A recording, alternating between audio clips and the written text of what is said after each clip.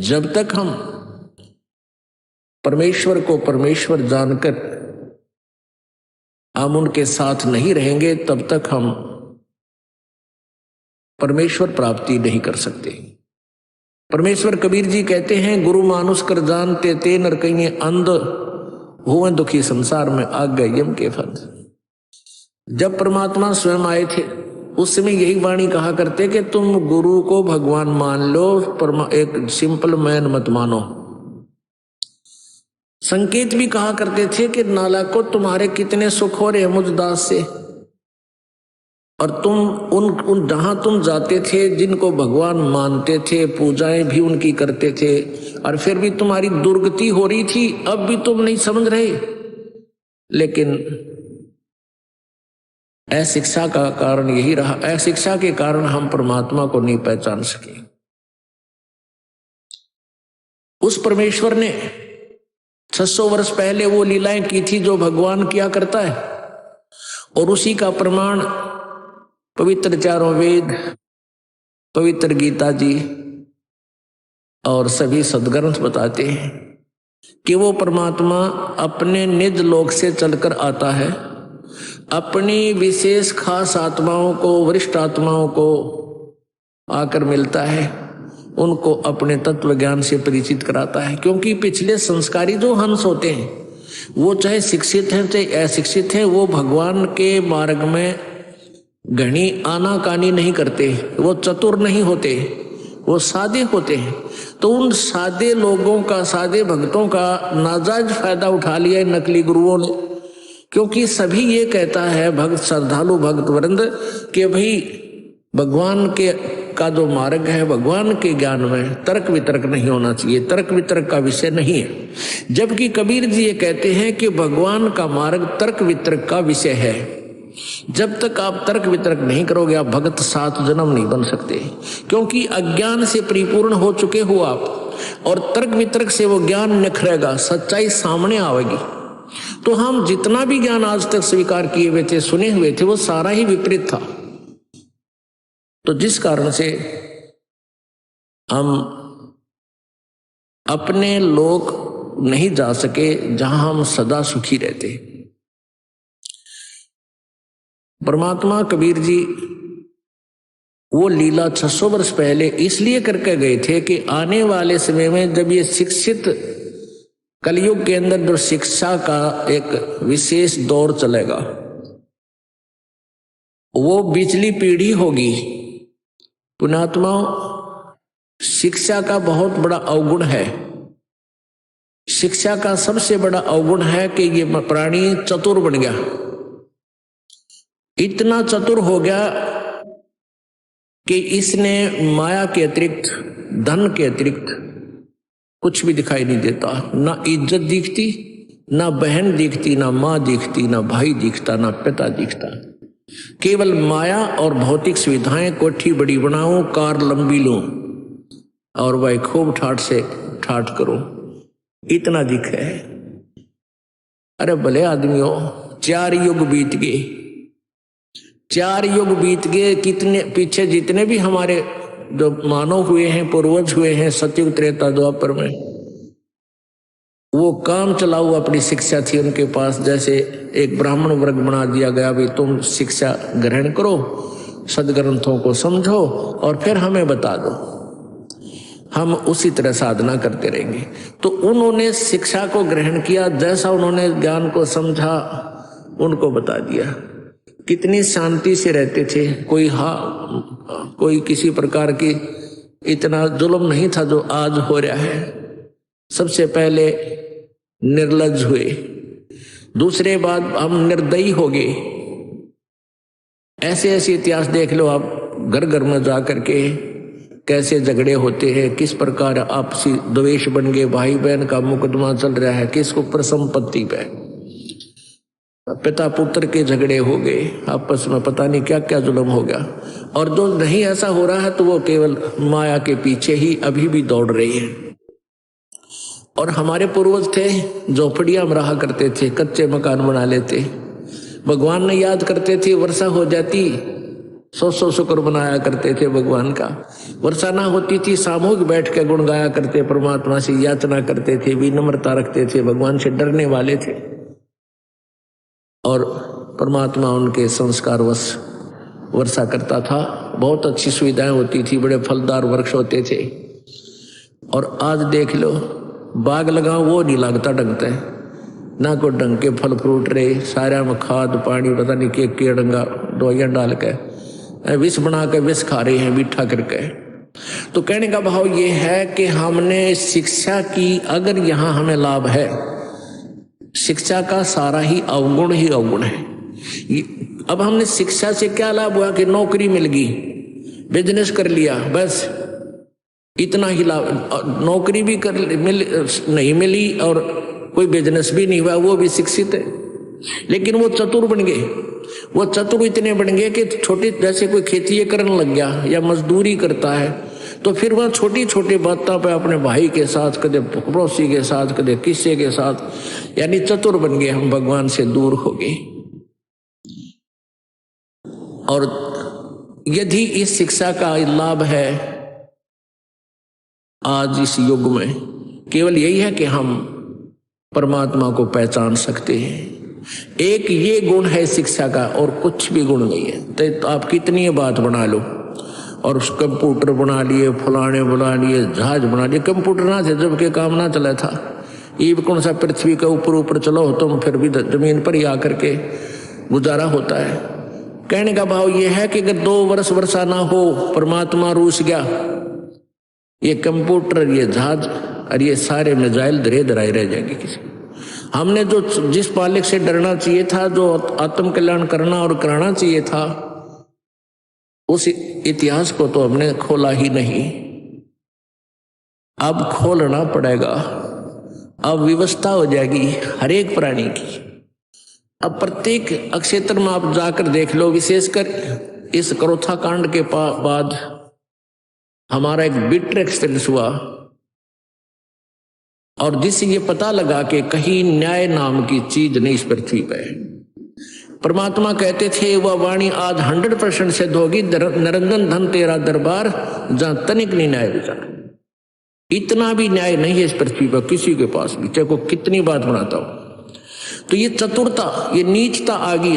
प्रत्येक प्राणी डरता नहीं भगवान से, भगवान का भय निकल गया, और पाप पे पाप इकट्ठा करता है।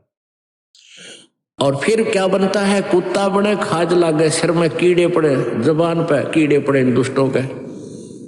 आज देखते ऐसी बुरा हाल हुआ आता है यहाँ प्राणियों का, हमें भी रोना आ जाता है, लेकिन हमें पता है कि पिछले जन्म में कभी परमात्मा के द्रोही रहे होंगे ये दुष्ट।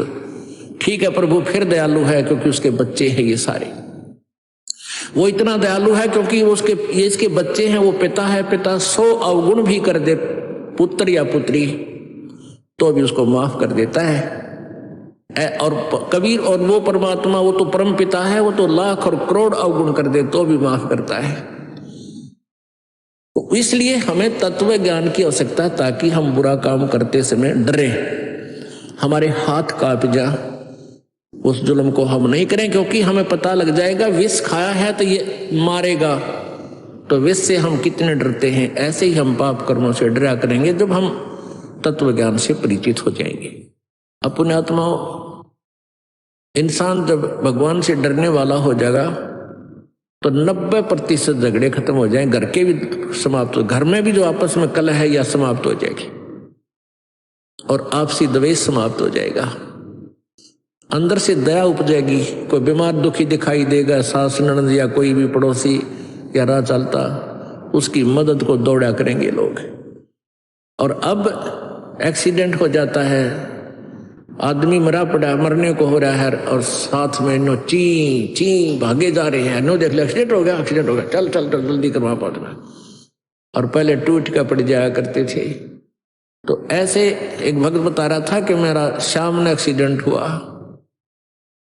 और सुबह तक मत भुगत रहा, तड़फ रहा, कोई निकट नहीं आया।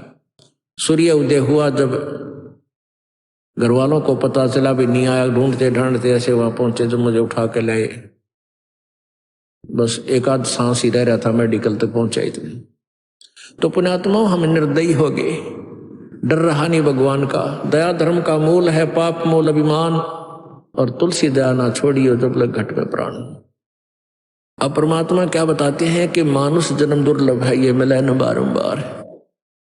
जैसे तरवर से पत्ता टूट गया वो बहुर नहीं लगता डार। आप अपने परिवार में रह रहे हो, बेटा बेटी, कार कोठी, पति पत्नी, माता पिता, रिश्तेदारी, कोई मित्र दोस्त सहेली, आपका कितना अच्छा दिल लग रहा है, आप बहुत अपने आप को आनंदित मान रहे हो, और अचानक कोई रोग हो जाता है जानलेवा, कैंसर। और कैंसर होगी, 1 2 4 हॉस्पिटलों में भी ट्रीटमेंट हो चुका, कोई राहत नहीं। तो फिर क्या सोचता है कि मेरा ही समय निकट आ गया। और घर वालों को पता है कि कुछ दिन का मेहमान है। उस अतिथि में सोचे अपने आप को उस अतिथि में ले जाकर सोचो कि ये अतिथि किसी के साथ भी हो सकती है।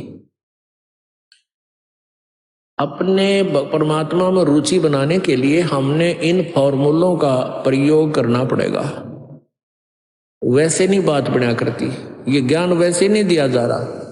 प्रभु का यहाँ आने का उद्देश्य यही था कि मैं ज्ञान प्रचार करूं। ना उनको क्या आवश्यकता थी आने की, एक खड्डी में बैठ कर कपड़ा बुनने की, एक झोपड़ी में निवास करने की, जो सारी सृष्टि का मालिक है।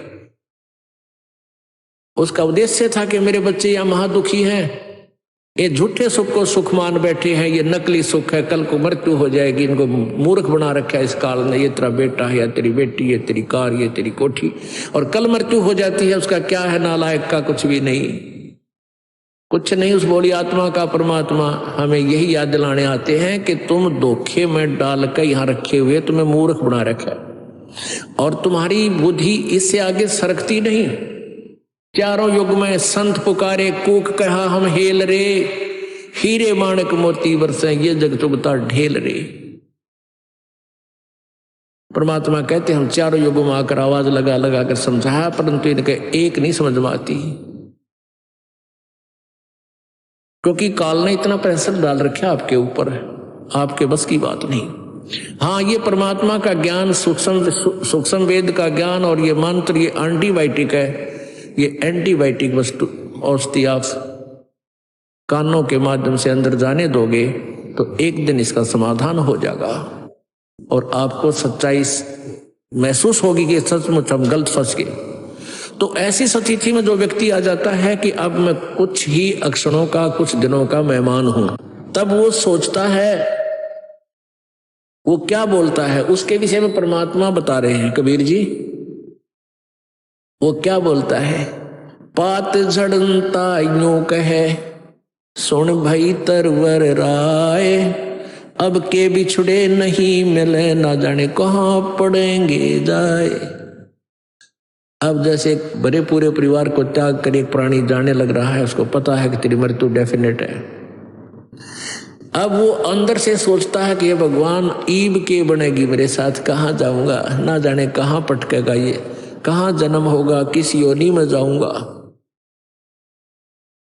तो आसपास बैठे हुए बुजुर्ग समझदार व्यक्ति, अड़ोस पड़ोस के भी आ जाते हैं कि ये तो मरने वाला है, चलो हमदर्दी व्यक्त करें, वहां पहले ही बैठ जाते हैं। आकर वो कहते हैं भाई, उसको सांत्वना देते हैं कि भाई एक दिन सबने मरना है, यहाँ तक कोई नहीं रहा भाई, जिसका समय पूरा हो जाता है उसको तो जाना ही पड़ेगा। तो इस तरह उसको सांत्वना देकर मरण जोगा ब्योत करते हैं कि तू मर, इतना थोड़ा सा दिल डट जा, इतना अवश्य कर देते हैं। तो यहाँ परमात्मा कहते हैं कि वो स्थिति समझाना चाहते हैं कि आज तू जिस परिवार को अपना मान रहा है, दोबारा इसमें तू इसी स्थिति में फिर नहीं आओगा जिस दिन तेरी मृत्यु होगी। हाँ, अब रहते रहते सब कुछ कर, आप भी मालिक ने याद कर, अपने बच्चे, भाई बहन, बेटियों को, माता और पिता को भी मालिक के चरणों में लगा। ये तरह प्रथम करते हुए, जैसा हम बच्चों को पालना प्रथम करते हुए समझते थे, उससे भी प्रथम करते हुए हमारा, जिसको ज्ञान समझ में आ गया, पिता को ज्ञान समझ में आ जाता है तो पूरे परिवार को समझावे। यदि पुत्र को ज्ञान समझ में आ जाता है तो पूरे परिवार को, माता और पिता से भी रह कर जिक्र कर मालिक का, समझा, उनको पता चला, ज्ञान दे के कल को बहुत दुरुक्ति होगी आपकी। ये हमारा प्रथम कर्तव्य है। और सेकंड कर्तव्य तो है ये तो अपने बच्चों की परवरिश करना, इसमें तो दो राय है नहीं करेंगे फिर हम पेट कैसे भरेगा। तो हमारा एक वो है परमात्मा का दिया हुआ एक व्यवस्था है, इसमें तो हम करेंगे। और कुछ ऐसा भी है कि जिसके माता पिता बचपन से ही मर जाते हैं, दोनों ही मर जाते हैं, वो बालक भी अपने संस्कारवश बड़े भी होते हैं और वो अपना पूरा उनसे भी अच्छी तरह सेट होते हैं जिनके माता पिता जीवित हैं। इस दास के साथ खूब बीती ऐसी बातें। एक रिश्तेदार हमारा निकट का, और वो छोटे छोटे बालक, उसकी मृत्यु होगी, और वो आखिरी सांस यही कह रहा था, मेरे बालकों का क्या होगा, मेरे बच्चों का क्या होगा।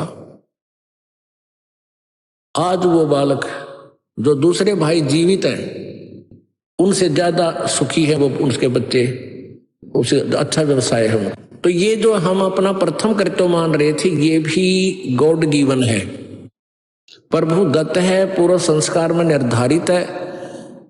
ये तो परमात्मा ने करना ही कराना है, आपसे करवाना है या किससे करवाना है, उसने ये संसार चलाना ही चलाना है। रही बात मनुष्य ये आत्म कल्याण की, ये हमारा प्रथम कर्तव्य है। और इसको तो हम ऑप्शनल सब्जेक्ट मान रहे थे, जैसे बालक पढ़ते हैं ना, लेवत ले लेना तो ना ले सब्जेक्ट ने, हम ऐसा मान रहे, जबकि ये वेरी इंपॉर्टेंट सब्जेक्ट था, हम छोड़ चुके थे। तो आज इस शिक्षा का यदि हमें लाभ है तो हम भगवान पहचान सकते हैं। और ये एक अनमोल गुण है शिक्षा में। आज पहले भी भगवान स्वयं आए थे, परमात्मा स्वयं आकर ही इस ज्ञान को प्रचार कर सकते हैं। न इस ज्ञान का जुबान भी नहीं खोल सकता इंसान, ये इतना कड़वी दवाई है। और परमात्मा नहीं आते हैं तो वो अपना कोई खास रिप्रेजेंटेटिव भेज देते हैं, तो उसके साथ रहते हैं। कहते हैं कि मम संत मुझे ही जान मेरा ही स्वरूपम, जो बच्चा गऊ की नजर में यूं साईं को संत, और भक्तों के पीछे फिरे वो भक्त वत्सल भगवंत। तो सत्संग में आने से प्यारी आत्माओं आपको डर बनेगा। और जो प्राणी नाम भी ले रहा है सत्संग में नहीं आता है वो, क्योंकि कुछ दिन तो ये प्राणी जो भी नाम लेता है कंटिन्यू, साल 2 साल 3 साल तो वर्ष तो बहुत श्रद्धा से आता है, और फिर क्या होता है कि भगवान उसके वर्क डन का फल देना शुरू कर देता है। पहले तो अपने कोटे से देता है, फिर उसका बोया हुआ वो बीज अपना किया कर्म प्रफुल्लित होने लग जाता है, तो फिर उसको सुख होने लग जाता है। फिर वो सत्संग पर रुचि नहीं देता इतना, वो सोचता है सत्संग तो मैंने सुन रखे हैं, गुरु जी सही बात बतावे हैं और उनने जो बताया हम सुन लिया, सारे ज्ञान हमें हो गया और हम भक्ति कर ही रहे हैं। नहीं, यह भी उसकी महाभूल है। जब तक आप यहां आकर सत्संग नहीं सुनोगे, आप 2 4 10 दिन या महीने, 2 महीने, 6 महीने, साल में आप बहुत कोसों दूर हो जाओगे भगवान से। यहां नहीं आओगे तो भी सुख होगा, क्योंकि आपने कुछ कमाई ऐसी कर ली, हो सकता है इस जीवन में भी आपको 2 3 साल किया हुआ ये पुण्य आपको पूरा जीवन सुख दे दे। लेकिन आप परमात्मा से दूर होगे, वो चार्जर कट गया, आपका चार्जर नहीं रहा, कनेक्शन कट गया, और आप समझ रहे हो मैंने चार्जर लगा ही रखा है, लेकिन पीछे से आपकी करतूतों से कनेक्शन कट गया, पावर को नहीं, उस पावर प्लग में जिसमें आप चार्जर लगाए बैठे हो। अर्थात आप समझते हो कि हमने नाम ले ही रखा है, हमें सुख भी हो रहे हैं, भगवान पूरा सहारा दे रहा है, और पहले हम दुखी थे।